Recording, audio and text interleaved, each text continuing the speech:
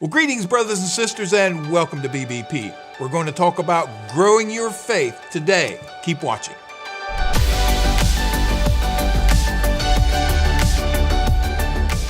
Well, thank you for joining me here. Have you ever looked around at the congregation in your church and noticed that there's a few familiar faces missing from the crowd? And then you start asking around and come to find out they're no longer going to church. Not here, not anywhere. I see this happening in my church, and it breaks my heart. Talking about people who, even though I didn't know them personally, it blessed me to see them sitting there week after week. So what's the problem that people can just unplug themselves and lose interest in the things of God?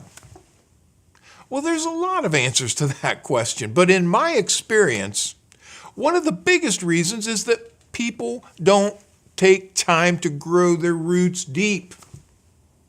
And if we don't have deep spiritual roots, we get blown in so many different directions, and before you know it, we're nowhere near where God wants us to be.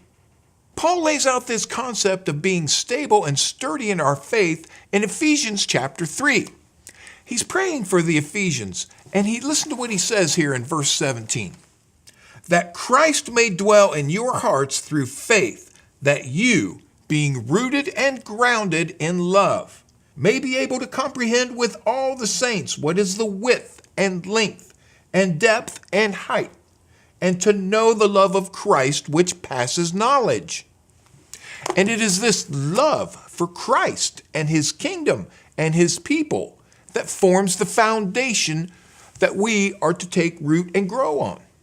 So we have a couple of things that we need to do here to avoid going astray, and they both involve spiritual growth. God is all about growing us up spiritually. He doesn't want anyone staying in the same place for too long. If we stand still for too long, we're going to keep getting defeated by the same temptations.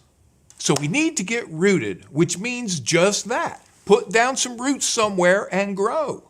Find a church that you have peace about. Become a member and start serving.